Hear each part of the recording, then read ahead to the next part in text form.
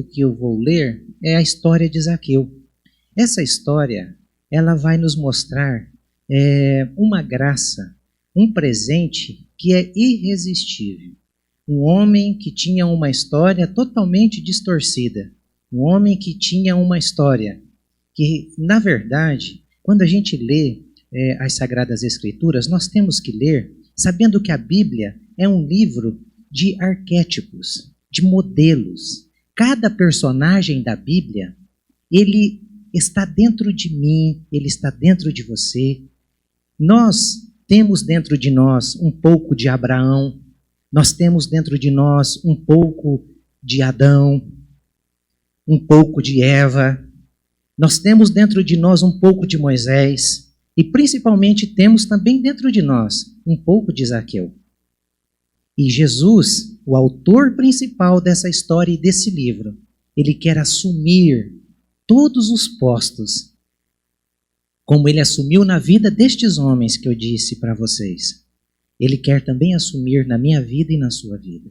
Então, preste bem atenção que este homem chamado Zaqueu, ele também está dentro de mim, ele está dentro de você com algumas atitudes. Eu vou ler o texto, depois vou fazer alguns apontamentos no quadro aqui, como eu fiz na minha Bíblia. E se você quiser fazer na sua, vai te ajudar para compreender melhor depois as Sagradas Escrituras. Entrando em Jericó, esse texto está registrado no Evangelho de Lucas, capítulo 19, do verso 1 a 5, essa primeira parte. Entrando em Jericó, Jesus atravessava a cidade. Eis que um homem rico, chamado Zaqueu, chefe dos publicanos, procurava ver quem era Jesus, mas não podia por causa da multidão, por ser ele de pequena estatura. Então, correndo adiante, subiu num sicômoro, a fim de ver Jesus, porque ele havia de passar por ali. Quando Jesus chegou àquele lugar, olhando para cima, disse: Zaqueu, desça depressa, porque hoje preciso ficar na sua casa. Do verso 6 ao verso 10. Zaqueu desceu depressa e o recebeu com alegria. Todos os que viram isto murmuravam, dizendo que Jesus tinha se hospedado com um homem pecador. Zaqueu, por sua vez, se levantou e disse ao Senhor: Senhor, vou dar a metade dos meus bens aos pobres, e se roubei alguma coisa de alguém, vou restituir 4 vezes mais. Então Jesus lhe disse: Hoje houve salvação nesta casa, pois também este é filho de Abraão, porque o Filho do Homem veio buscar e salvar aquele que se havia perdido. Vamos orar, mesmo assentados? Pai, nós te agradecemos nessa noite pelo teu infinito amor. E o que nós desejamos é que o Espírito do Senhor venha falar ao nosso coração. Que o Espírito do Senhor venha abrir o nosso entendimento. Que o Espírito do Senhor possa trazer luz e revelação e chamamento àqueles que ainda não te conhecem e que são seus, ó Deus. É isso que eu te peço nessa noite, em nome de Jesus. Amém. Então vamos fazer algumas análises nas palavras-chave do texto. A primeira palavra-chave que a gente percebe no texto é entrando em Jericó. Jesus está vindo, se você for para o capítulo 17, você percebe que ele está saindo de Samaria, subindo, passando por algumas aldeias da Judéia, ele está subindo para Jerusalém, para a entrada triunfal, para a última festa pascal, para a purificação do templo e para a sua morte e sua ressurreição. Então, neste trajeto, nesta caminhada, Jesus está entrando em Jericó. Lembrem-se, Jericó haviam 2 cidades, a cidade velha e a cidade nova.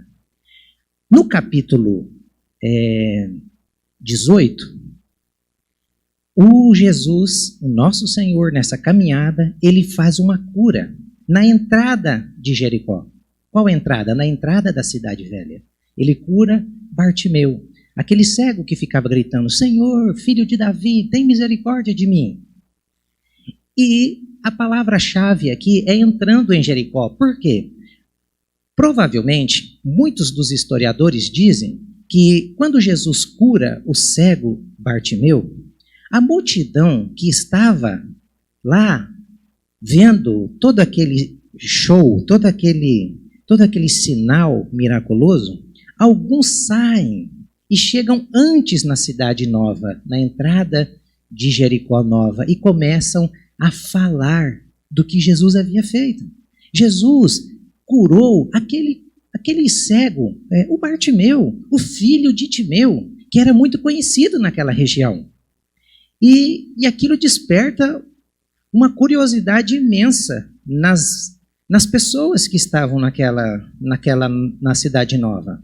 Imagine você, morando ali, e alguém chega dizendo, olha, está vindo Jesus, ele está vindo de Guaíra, passou em Perobal, curou ali cegos, e ele está chegando aqui na cidade de Umuarama. Você não ia ficar curioso querendo ver quem era esse Jesus? Então, Jesus está entrando em Jericó. Jesus sempre passava pelas aldeias. Jesus sempre passa de cidade em cidade, de coração em coração, de pessoa em pessoa, de igreja em igreja. Uma das falas do Apocalipse é que o Espírito de Deus, ele anda no meio da igreja. Ele está sempre passando, ele está sempre entrando em corações, em vidas, em situações, em pessoas, porque o desejo dele é habitar. Deus mudou do endereço. Ele não mais habita em templos feitos por mãos de homens. Ele habita em coração, em gente, em pessoa. Por isso que Jesus, quando está entrando em Jericó, o que acontece? Zaqueu era um homem muito rico, um homem muito rico. E o segredo da entrada é justamente esse. Por que ele era um homem muito rico? Porque ele era um cobrador de impostos. O chefe da coletoria. Como que funcionava para a pessoa ser um chefe da coletoria? A cada 5 anos acontecia um leilão. Não era por concurso público, como nós temos hoje, os chefes da Receita Federal, da Receita Estadual. Na época não era assim. O Império Romano, ele constituía, por 5 anos, uma pessoa que liderasse a coletoria, que arrecadasse mais impostos. Como que era feito esse leilão? Abria-se um edital e várias pessoas, aqueles que tinham condições, diziam, olha, se eu for o coletor do império, eu prometo dar tanto de lucro para o império. O outro vinha, fazia uma outra proposta. Se ele não conseguisse, claro, a proposta que fosse maior era a que ganhava e administraria por 5 anos. A que fosse maior teria que arcar com a responsabilidade de cumprir com aquele pagamento, ainda que não conseguisse arrecadar os seus dinheiros. Você entende por que Zaqueu ele era um homem rico? Porque aquilo que ele prometia, ele tinha que dar. Se ele coletasse a mais, ficava para ele. Por isso que um publicano, ele era considerado maldito, porque um publicano era um judeu que se vendeu para o império, para explorar, para esfoliar os seus compatriotas, para roubar os seus compatriotas em benefício do império. Por isso que ele era mal visto. Por isso que não tinha como nós descartarmos a ideia de que ele era corrupto, de que ele roubava.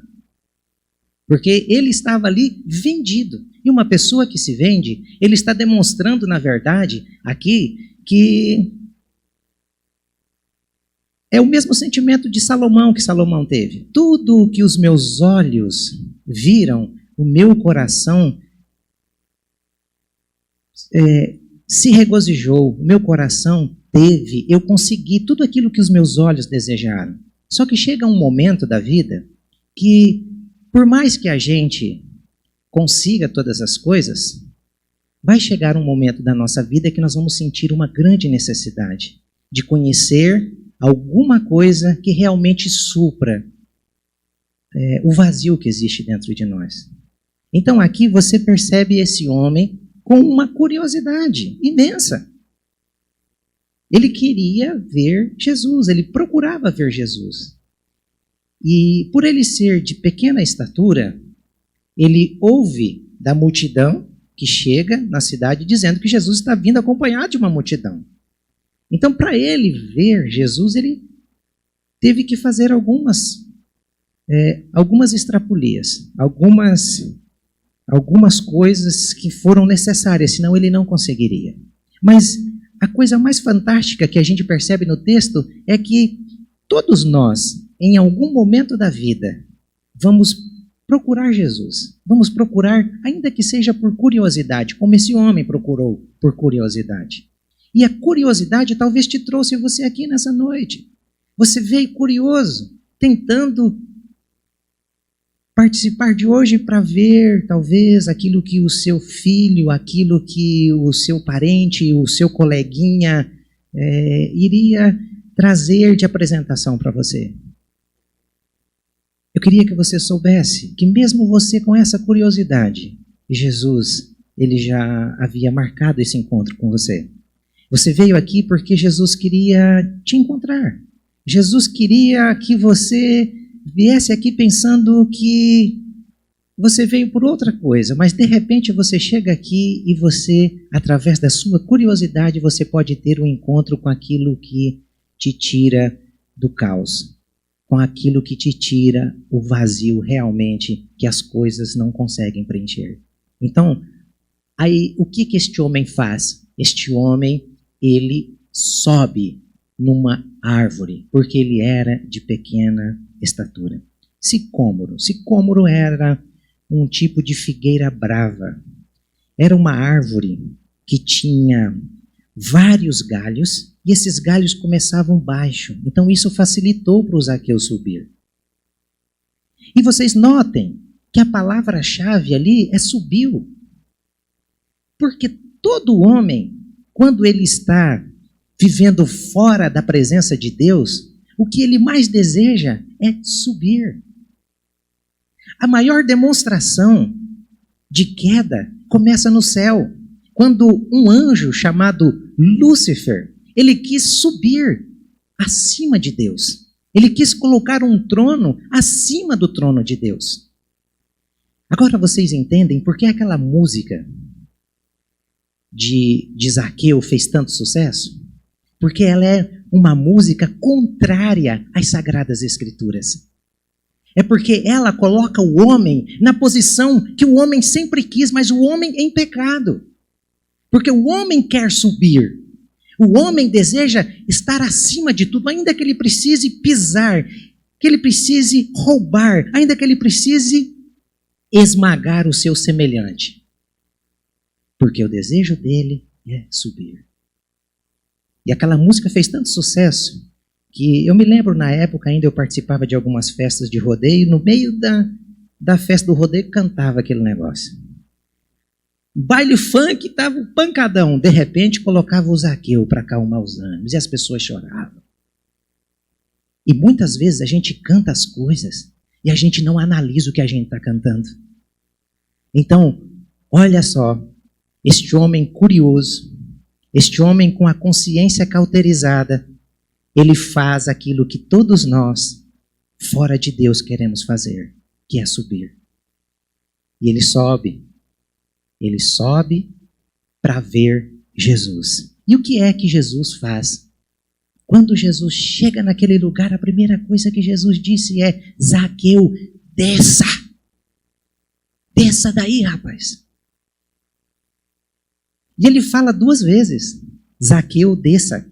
Por que ele fala 2 vezes? Provavelmente tinha várias crianças naquela época, dizem os historiadores bíblicos, que as crianças, quando tinha novidade na cidade, eles subiam nas árvores para ver. E Zaqueu era pequenininho. Zaqueu sobe na árvore e está no meio das crianças. Provavelmente, quando Jesus disse Zaqueu, ele fica olhando para ver se alguma criança que estava próximo a ele chamava Zaqueu. Porque ele não entende. Como que esse homem está me chamando pelo nome? Como que esse homem me conhece? De onde que ele me viu? Isso nos faz entender, irmãos, que mesmo na nossa curiosidade, quando a gente vai atrás de Jesus, já é uma demonstração de que o próprio Deus estava trabalhando no nosso coração para gerar essa curiosidade, para que nós nos achegássemos até Ele, porque Ele já estava olhando para nós. Zaqueu está em observação. E ele acha que ele está observando Jesus, mas na verdade quem estava sendo observado era ele por Jesus. Existem vários relatos assim nas Sagradas Escrituras. Quando você pega, por exemplo, o capítulo 2 de João, você percebe Filipe, quando encontra Jesus, ele sai correndo e vai dizer ao seu amigo Natanael, dizendo: Natanael, vem ver, eu encontrei o Messias. E Natanael diz: porventura pode vir alguma coisa boa de Nazaré? Aí Filipe disse: vem e veja. E quando Natanael vem chegando até Jesus, Jesus olha e diz: aí está vindo um verdadeiro israelita. Natanael fica assustado. O senhor me conhece de onde? Natanael, antes que você chegaste aqui, eu te vi debaixo da figueira. Deus te conhece. O Espírito de Deus está falando com você que veio aqui nessa noite, que você só veio aqui porque Ele te conhece. Chega momentos da sua vida que por mais coisas que você conquiste, sempre haverá um desejo no seu coração, uma tristeza no seu coração, uma coisa que lhe falta, uma coisa lhe falta. O que é que lhe falta? Nascer de novo. É isso que Jesus sempre vai dizer aos seus adeptos, aos seus eleitos, às suas ovelhas, ao seu povo, à sua igreja, aos seus amados, aos seus escolhidos. E Jesus, nessa noite, está dizendo para você: desça. Desça desse lugar onde você está querendo subir. Esse lugar não é para você. Desça para que você não seja derrubado desse lugar, como Lúcifer foi. Deus, o nosso Senhor Jesus, Ele sempre nos chama a descer. O nosso lugar, irmãos, é aos pés de Jesus, não acima de Jesus. Esta é a melhor posição que nós devemos ocupar na vida. É quando nós descemos. Descemos aos pés de Jesus, reconhecendo que nós não somos nada. Reconhecendo que nós somos um fracasso. Reconhecendo que fora de Jesus nós podemos ser pessoas ricas. Quando você observa, Zaqueu era rico. Jesus disse: o filho do homem, quando uma pessoa diz a ele: posso te seguir? Jesus olha para aquele homem e diz: olha, você quer me seguir? Eu não tenho onde reclinar a cabeça. As raposas têm covis, as aves têm os seus ninhos, mas eu, o filho do homem, não tenho onde reclinar a cabeça. Você quer me seguir? Então faça o contraponto. Zaqueu era rico aos olhos dos homens. Jesus era pobre aos olhos dos homens. Mas quem de fato precisava de quem? Quem de fato tinha alguma coisa para oferecer que supriria todas as nossas carências, todas as nossas necessidades, senão Jesus, o filho de Davi, o Rei dos reis, o Senhor dos senhores. Por isso que Jesus está dizendo: desça daí. Desça daí. O seu salário não significa nada diante do que Ele tem para te dar. A sua casa pode pegar fogo. A sua casa pode ser saqueada. O seu trabalho, amanhã você pode ser demitido. A sua carreira profissional pode ser interrompida por um câncer. Então desça daí. Desça. Por quê? Porque Jesus pode e tem a solução, aquilo que realmente supre as nossas necessidades. E o texto fantasticamente continua dizendo que Zaqueu desceu depressa. Quando Deus está chamando um homem, quando Deus está chamando uma pessoa, a pessoa não resiste ao chamamento de Deus. Porque quando Deus chama, Ele chama eficazmente, Ele chama sacrificialmente, Ele chama para a salvação. Onde está a liberdade desse homem em dizer: não, eu não vou descer. Não, quem está falando com ele é o seu Criador. E eu tenho plena convicção de que se o Criador dos céus e da terra, aquele que te fez, estiver falando ao seu coração, dizendo: desça, você vai depressa descer do posto onde você está, da certeza que você tem de que você não precisa de Deus, de que você tem tudo, você vai descer depressa e vai receber com alegria o seu Senhor e o seu Salvador. Isso é tão certo que se você for para João capítulo 10, você vai perceber Jesus dizendo: as minhas ovelhas ouvem a minha voz, elas conhecem a minha voz, elas me ouvem e elas me obedecem, porque elas são minhas ovelhas. Então, se você que entrou aqui nessa noite de modo curioso, se for uma ovelha de Jesus, certamente essa voz, esse chamamento lhe fará descer depressa e levar Jesus para a sua casa, para a sua casa, para a sua vida, para a sua morada. E você pode perceber que sempre vai repetir os fatos na história. Como repetiu aqui, vai repetir com você. Vocês já notaram quando Jesus pega as pessoas, por exemplo, como Zaqueu? Zaqueu era o último da lista para ser salvo na nossa perspectiva, na nossa compreensão. Zaqueu seria o último homem a ser salvo daquela cidade. Ele não prestava. Ele era um ladrão. Ele não valia nada. Era um covarde. Um bandido. E assim acontece.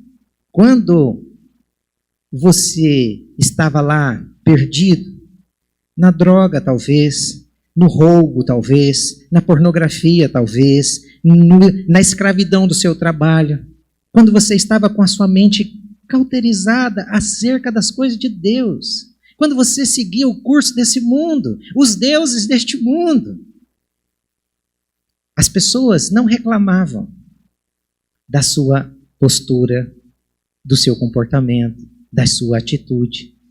Mas a partir do momento que você responde ao chamado de Jesus, quando você desce da posição onde você estava para seguir Jesus, vai acontecer a mesma coisa. As pessoas, quando viram isso, começaram a murmurar: mas como que pode? Esse homem, Jesus, ele se diz ser bom, se diz ser o Filho de Deus, como que ele vai se hospedar justamente na casa do bandido?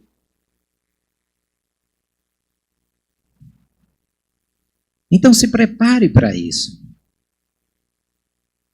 Se Deus te chama e você vier, se prepare, porque vão reclamar de você. Vão dizer: nossa, agora você faz parte daquele povo que não faz isso, daquele povo que não faz aquilo, daquele povo que gosta só de Bíblia. Isso que vão falar de você. Mas você percebe que esse homem, quando ele ouve o chamado, ele desce com aquilo que ele não tinha, com alegria. Aquilo que o dinheiro não pode dar. Com a paz que a segurança do seu trabalho também não te dá. Então, a gente precisa observar estas palavras que apontam para nós aquilo que realmente precisamos fazer. Então, Jesus vai à casa de Zaqueu. E quando ele chega na casa de Zaqueu, ele diz: hoje houve salvação nesta casa. Hoje houve salvação nessa casa.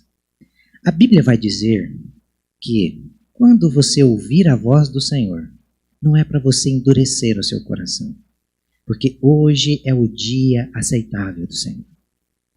Zaqueu desceu, Zaqueu levou Jesus para casa, e certamente Zaqueu, naquele momento de comunhão, após o jantar, ele deve ter aberto portas do seu coração, portas da sua casa, portas e porões, principalmente de onde estava a sua vida suja, o seu dinheiro maculado.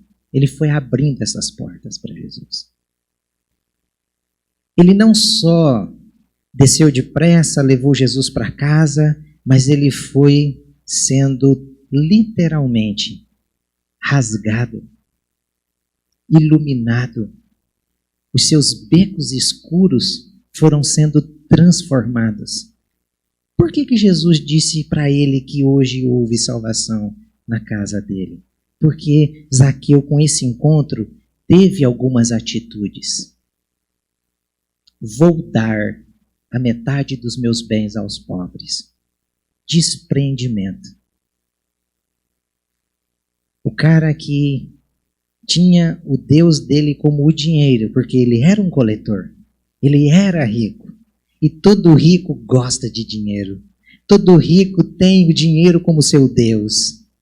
Todo rico se sustenta no seu dinheiro. O dinheiro é tudo para o homem. O dinheiro é tudo para o rico. E a primeira coisa que Zaqueu faz é dizer: eu vou dar metade do que eu tenho aos pobres. A segunda coisa que ele faz: se eu roubei, eu vou restituir. Quantas vezes? 4 vezes mais. Ele conhecia a lei de Deus. Em Levíticos, tem lá uma cláusula na lei de Deus dizendo que se um judeu roubasse alguém, ele deveria restituir 4 vezes mais. Então o que você vai percebendo? Que esse homem realmente abriu as portas escuras de sua casa e de sua vida para que Jesus realmente o transformasse. E Jesus percebe essas transformações e diz a ele: Zaqueu, hoje entrou salvação na sua casa, porque um homem salvo é um homem que é transformado pelo poder do Evangelho. E o poder do Evangelho tem essa função de arrancar de nós os deuses que nós temos e colocar a nossa fé no único Deus, Jesus, o nosso Senhor. O poder do Evangelho é capaz de transformar as nossas ações. Se eu roubei, agora eu não vou roubar mais. E por eu ter roubado, eu vou restituir aqueles que eu roubei. Estas são as marcas de um homem que foi salvo por Jesus Cristo. De um homem que agora pode deitar a sua cabeça no travesseiro e dormir em paz e dormir com alegria. Acordar sabendo que ele é um salvo em Cristo Jesus. Você sabia que hoje pode acontecer isso com você? Deus te trouxe aqui para dizer: meu filho, minha filha, chega de perturbação. Eu quero te dar paz. Eu quero te dar a alegria que o mundo não tem para te dar, que o dinheiro não tem para te dar. Eu posso te dar. Só eu tenho essa alegria. Porque Jesus disse que a paz que o mundo tem, Jesus não tinha essa paz para dar. Mas a paz que Jesus tem, o mundo não tem para dar. Então é melhor você pegar a paz que vem de Jesus, a alegria que vem de Jesus, porque a alegria do Senhor é sempre a força do cristão, é sempre a motivação maior para o cristão caminhar com esperança, sabendo de que ele é salvo porque Jesus o amou. Jesus o amou de tal modo que ele se entregou por mim e por você. Só que a salvação, para ela realmente acontecer, é necessário que a gente entenda que Jesus veio buscar e salvar o perdido. Se você não se sente perdido, se você não se sente vazio, doente, carente de Deus, se você se sente perfeito, se você se sente que não precisa de Deus, Ele não veio para você. Ou, melhor, talvez você ainda está no alto da figueira. Ele está dizendo: desça daí porque você precisa de mim. Você necessita de mim. Então, enquanto nós não nos reconhecermos como perdidos, como pessoas que estavam desgarradas, como o Adão, como o pecado da Eva, que nos separou de Deus, não tem como Jesus dizer o que ele disse para Zaqueu. Não tem como. Ele só veio buscar e só veio salvar gente perdida. Só para te ajudar a descer da figueira, ou eu vou dar uma forçada no galho para que esse galho quebre e você perceba que você precisa descer.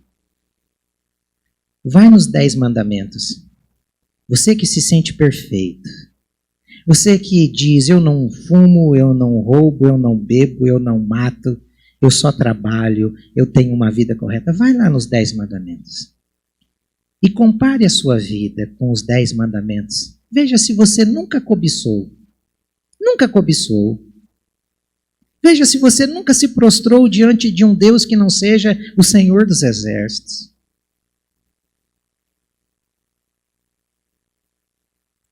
Veja se você nunca sentiu uma pontinha de inveja.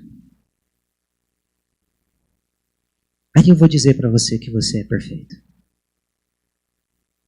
Mas a Bíblia nivela todos os homens, dizendo que todos pecaram, que todos estão mortos em seus delitos e pecados, que todos estão separados de Deus, que todos estão perdidos, que todos estão caminhando a passos largos para o inferno, que todos estão separados da morada eterna, do propósito final, que é o homem glorificar e exaltar a Deus. Todos estávamos perdidos. Por isso que foi necessário Jesus descer, se encarnar, Jesus vir, padecer, como ele padeceu. Por isso que foi necessário Jesus entrar em aldeias e cidades, até chegar em Jerusalém, ser pregado naquela cruz, ser chicoteado, ser cuspido, ser humilhado, ser zombado, ser escarnecido. No momento de mais dor e angústia, ele pede água e lhe deram uma esponja ensopada com vinagre. No momento de dor, ele estava dizendo que ele estava fazendo tudo aquilo ali por causa das suas ovelhas, por causa do seu povo, por causa daqueles que haveriam de ser salvos. Este é o maior de todos os presentes que um homem pode receber na vida. É Jesus. Jesus, o nosso Senhor e o nosso Salvador. Que o Espírito de Deus lhe faça sair daqui com esta lembrança. Se você lembrar apenas isso daqui, a história de Zaqueu, hoje pode ser a sua história. Ainda que você tenha chegado aqui curioso, Ele está te chamando para te transformar e te dar a salvação. Eu quero orar com você. Mesmo assentados. Senhor, nessa noite eu quero te agradecer ao Espírito de Deus, porque eu sei que o Senhor é aquele que chama, o Senhor é aquele que aquece o coração do pecador, o Senhor é aquele que ajuda o homem a descer da mais alta posição para se colocar onde nós devemos estar, que é aos teus pés. Eu peço a Ti, ó Espírito de Deus, que o Senhor esteja marcando, falando, transformando corações aqui nessa noite. Em nome de Jesus. Em nome de Jesus. Amém.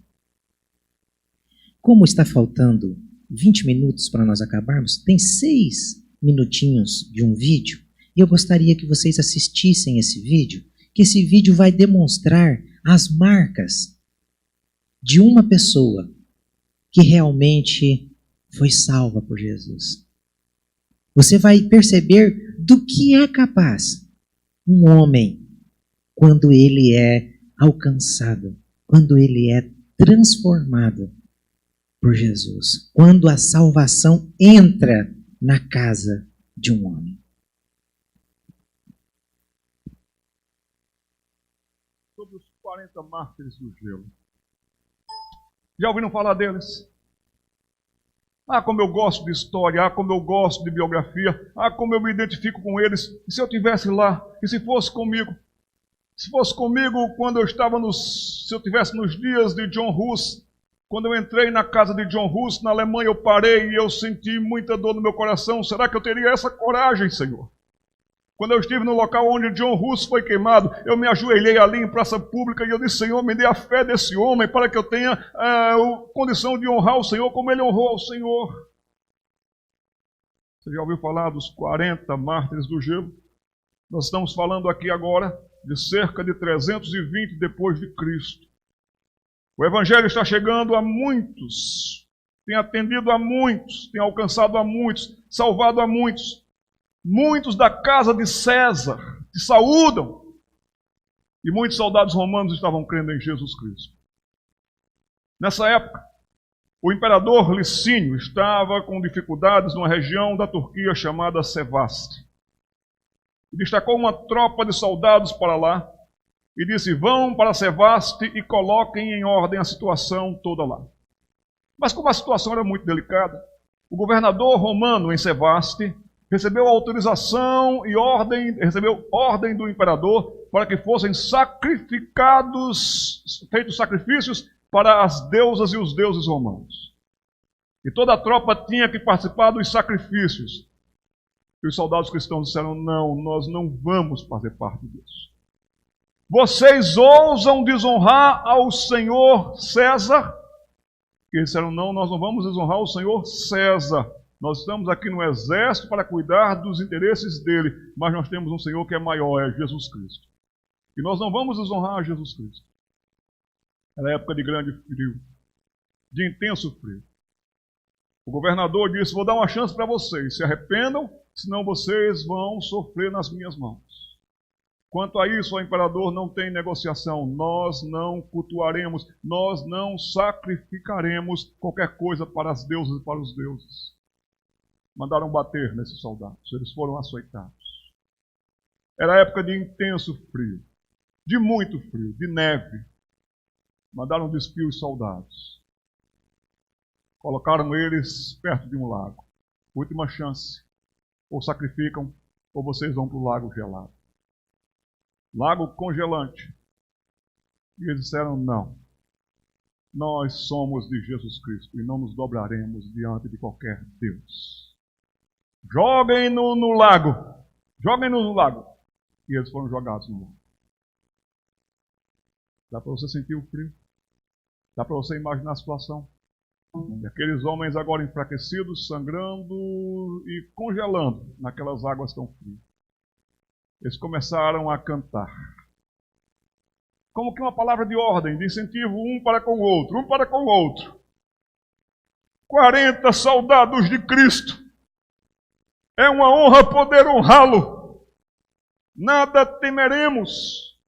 O que é morrer se não entrar na vida eterna? É uma honra poder honrá-lo. 40 soldados de Cristo. É uma honra poder honrá-lo.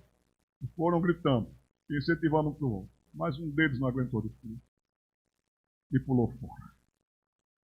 Disse, não, eu saio do lago. Logo foi acobertado ali, cobertores, colocado para um local onde tinha fogo para ele se aquecer.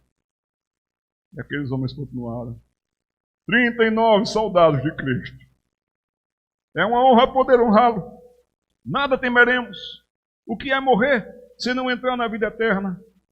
É uma honra poder honrá-lo. E gritavam. 39 soldados de Cristo. 39 soldados de Cristo. E um daqueles soldados da tropa que assistia àquilo, vendo a fé daqueles homens, pulou no lago e disse, 40 soldados de Cristo. É uma honra poder honrar.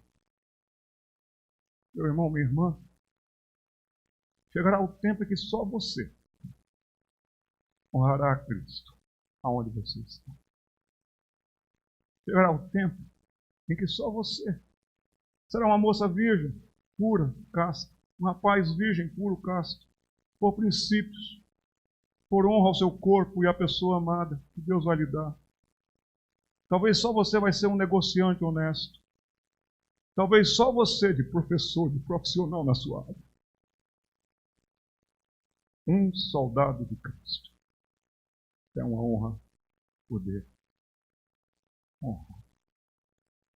Que Deus nos abençoe.